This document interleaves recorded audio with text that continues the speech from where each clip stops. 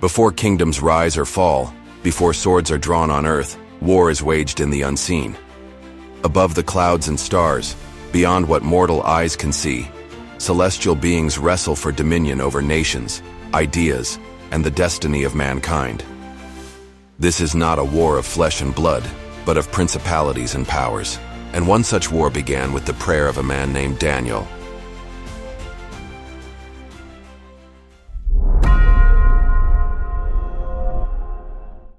Night blankets the Persian capital of Babylon. The walls loom high, the palaces flicker with torchlight, and the Euphrates flows silently through the sleeping city. Beneath the grandeur, in a modest upper room lit only by oil lamps, an elderly man kneels on a woven rug. His hands tremble slightly. His eyes are heavy, not with age, but with divine burden. Daniel, once the lion-hearted advisor to kings, now wears sackcloth. No meat has touched his lips for weeks. No wine has passed his throat. For 21 days, he has eaten only the barest food and has wept without sound. He prays not for himself, but for his people, the exiles of Judah. Though King Cyrus has decreed their freedom, the rebuilding of Jerusalem stalls. Resistance rises. Daniel has seen visions, terrible ones, of kingdoms rising like beasts, of desecration, of wars yet to come. As he prays, a subtle breeze stirs the flames. The shadows flicker. Something is moving beyond the physical realm. The screen tilts upward. We rise beyond the stars, through galaxies that tremble at unseen laws, and finally into a realm of white fire. Heaven. Here, no sun burns, yet the light is overwhelming. Thrones of light encircle a central radiance. Angelic beings, tall, radiant, faceless yet expressive, move like living flames. A call goes out from the center of the light. A messenger steps forward, tall, cloaked in silver fire, eyes like mirrors, wings vast and soft like galaxies. His face is peace. In his hands he bears a scroll sealed with divine ink. "Go," speaks the presence, "to Daniel, greatly beloved, for his prayer has reached my throne. Give him understanding of what is to come." The messenger bows and departs, like a thunderbolt of white flame descending toward earth. But as the angel moves between heaven and earth, suddenly a rift tears across the sky. From it emerges a figure draped in black and crimson light, forged from centuries of empire and rebellion, the Prince of Persia. His face is partly human, partly beast, masked with gold, his wings tattered and smoking. A serpent wraps around his torso like a crown. His sword is jagged, echoing the cries of fallen nations. "You will go no further," the prince growls. "This dominion is mine." The messenger speaks not in anger but in sorrow. "You oppose what you cannot stop." Then steel meets glory. Their swords clash mid-air, sending shockwaves into the spiritual atmosphere. Invisible to man, thunder echoes in the skies of Babylon. Thus begins the 21-day war. Daniel continues to fast. His bones grow visible under his skin. Friends visit, but he refuses comfort. At times he lies face down on the floor, weeping for no reason he understands. He dreams of beasts, a lion with wings, a bear raised on one side, a leopard with 4 heads. He wakes in cold sweat, gripping his robes. "What are you showing me, Lord?" Each day he returns to his knees. Unseen to him, each word of prayer strikes like arrows in the spiritual realm, weakening the prince's grip ever so slightly. The battle grows fiercer. The skies of the spiritual realm are stained with fire and smoke. Demonic forces loyal to the Prince of Persia swarm, whispering lies, binding winds of confusion, sowing despair. The messenger fights alone, his light dimming. For every blow he lands, 10 more come in return. He shields the scroll at all costs. "Why do you resist?" the prince hisses. "Daniel is but dust. Let him die forgotten." But the angel stands firm, surrounded by a storm of prayer ascending like incense. Elsewhere in the high realm, a figure rises from stillness. Michael, the chief prince, the Archangel of war. He watches the conflict through a pool of vision. His jaw tightens, but he waits. Heaven is not moved by panic, only by purpose. Then the Father speaks, "Go," and Michael unsheathes his sword. Daniel collapses during prayer. A Persian nobleman visits him, smooth, smiling, dangerous. He tempts Daniel with comfort, even authority. Unbeknownst to Daniel, this man is under demonic influence, a servant of the prince. But Daniel resists. He returns again to prayer. One night, Daniel sees a man in his vision, clothed in linen, eyes like fire, voice like the sound of a multitude. The man says nothing, but his presence restores strength to Daniel's soul. The sky splits open. Michael enters the battle like a falling star of war. His voice shakes dominions. With a single cry, he scatters the host of darkness. He and the messenger fight side by side.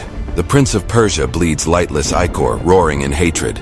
He is cast down into the lower realms but not destroyed. This dominion will fall, Michael says. The Prince of Greece will rise and your days are numbered. Daniel stands alone near the riverbank. A bright light appears.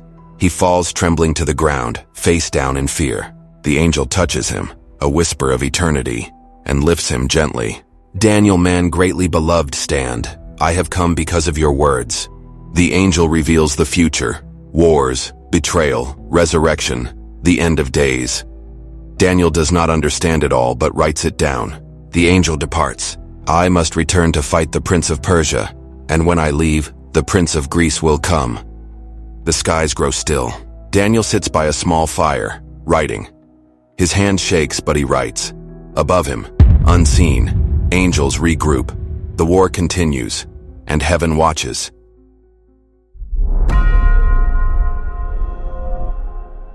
As the Prince of Persia retreats, wounded but seething, the air shivers with tension.